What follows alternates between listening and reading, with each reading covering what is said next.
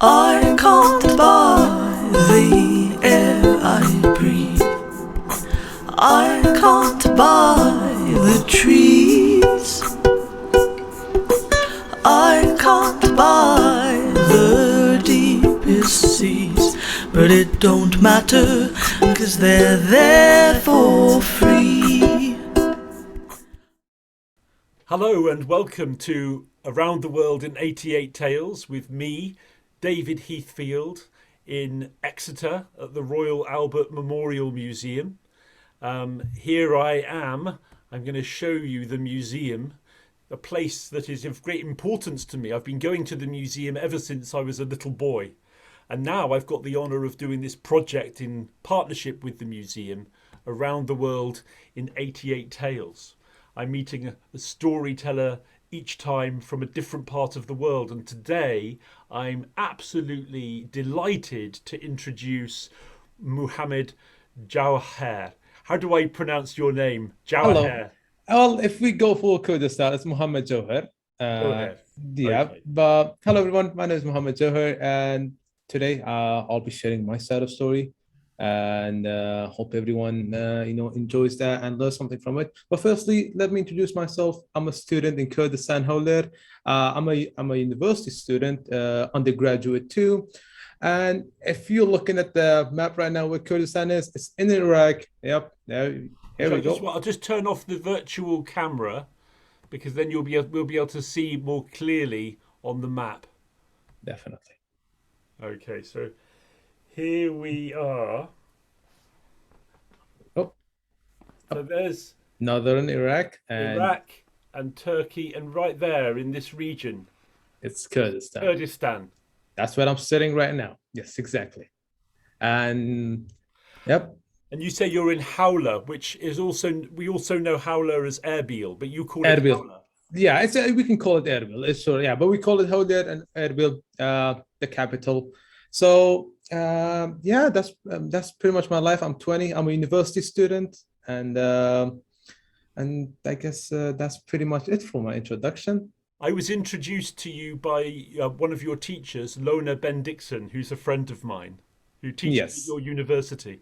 yeah, she's lovely. Yes, Wonderful, wonderful. yeah. Fantastic to meet you, Mohammed. Thank you Thank you very so much much. for being part of this. Oh, I appreciate the honor and gesture. Thank you so much. So, people who are joining us on Facebook, please tell us where you are and who you are, and you'll feel free to comment in the stories. And you could even join in with the stories if you like. I'm going to tell the story first, inspired by an object from the museum, and then I'm going to invite Mohammed to share a story. And the object that I've chosen for today is this beautiful cowbell.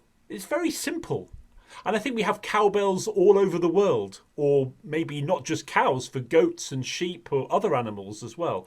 And I'll just let you hear the sound. Can you hear that? So it's a simple bell, but this bell comes from Kenya. It's from the Meru community, and the Meru people live on the north and eastern slopes of Mount Kenya, very fertile land. And I'm actually going to tell a story that comes from Meru culture.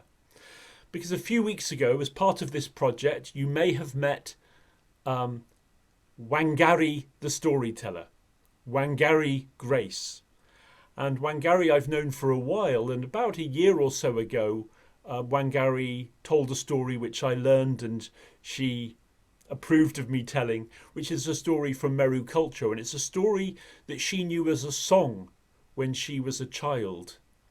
And I'm going to retell it in English in my own way, and I hope you all enjoy it. But feel free, everybody, to join in with the storytelling because it's a story with a lot of rhythm, a story with a lot of repetition. It's called The Stolen Cows.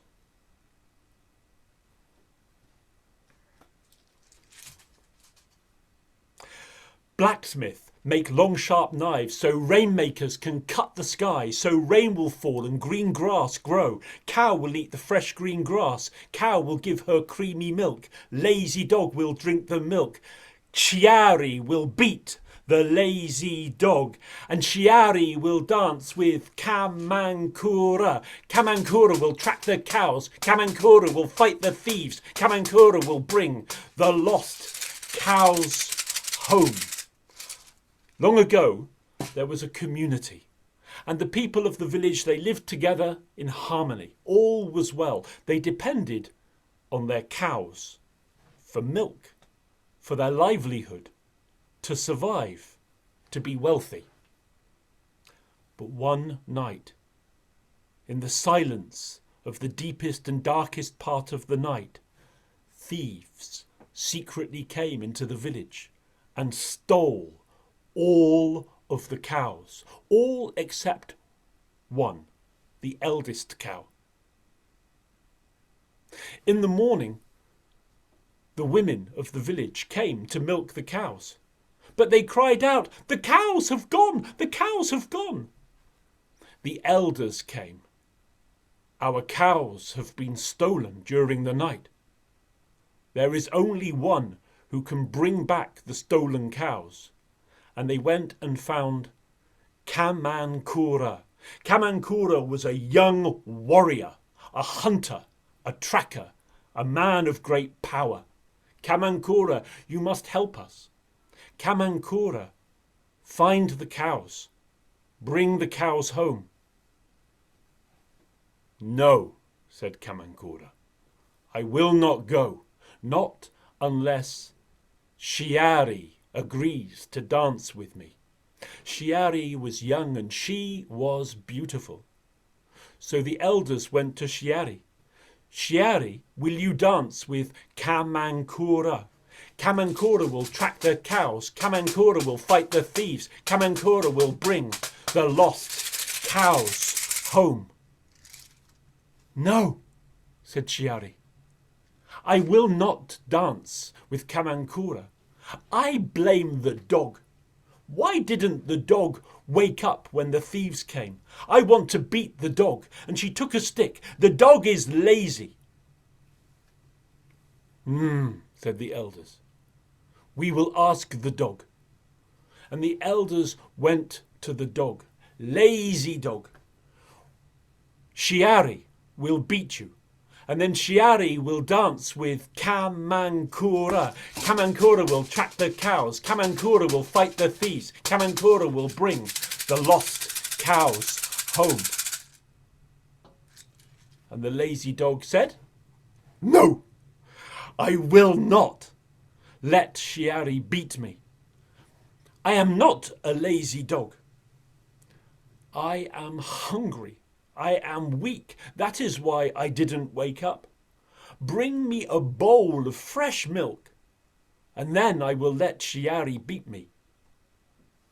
So the elders went to the one cow who had not been stolen. "Cow, give creamy milk, so lazy dog will drink the milk, so Chiari can beat the lazy dog. Chiari will dance with Kamankura. Kamankura will track the cows. Kamankura will fight the thieves. Kamankura will bring the lost cows home." And the cow said, "No, I cannot give creamy milk. I am old, and there is no green grass. Look, the ground is dry, the grass is yellow. If you bring me fresh green grass, then I will give some creamy milk." So the elders went to the rainmakers. "Oh, rainmakers, will you chant and dance and cut the sky so the rain falls? Then the fresh green grass will grow. Cow will eat the fresh green grass. Cow will give her creamy milk. Lazy dog will drink the milk. Chiari will beat the lazy dog. And Chiari will dance with Kamankura. Kamankura will track the cows. Kamankura will fight the thieves. Kamankura will bring the lost cows home. And the rainmakers said, no, we cannot. To cut the sky, we need long, sharp knives, and we have none. So the elders went to the blacksmith.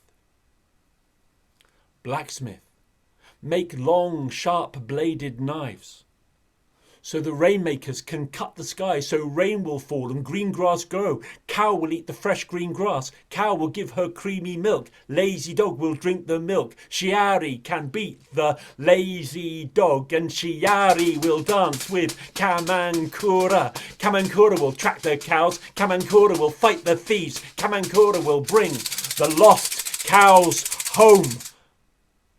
And the blacksmith thought. And the blacksmith said, all of us, all of the village, depend on our cows. Our cattle are our welfare, our wealth. Our cattle are our need. I will make long, sharp knives. And he went to his forge, and in the fire he made sharp blades for the knives. Blacksmith made long, sharp knives, so rainmakers could cut the sky, so rain fell and green grass grew. Cow could eat the fresh green grass. Cow could give her creamy milk. Lazy dog could drink the milk. Shiari could beat the lazy dog, and Shiari would dance with Kamankura. Kamankura tracked the cows. Kamankura fought the thieves. Kamankura brought the lost cows home. And as they returned, everybody in the village came running.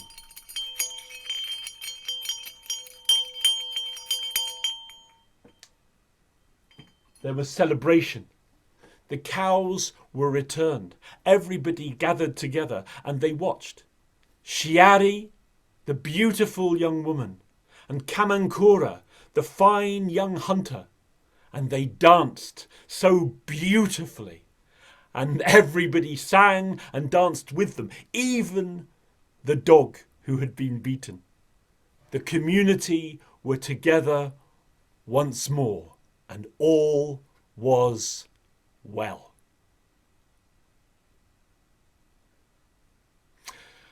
So I learned that story from Wangari the Storyteller in Kenya. Thank you, Wangari.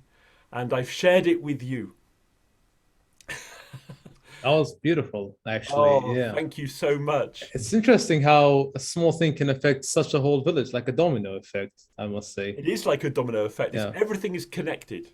Everything is indeed connected. And there's so many stories like that in many cultures around the world. Stories about how a culture or members of a community are interdependent and we need to work together.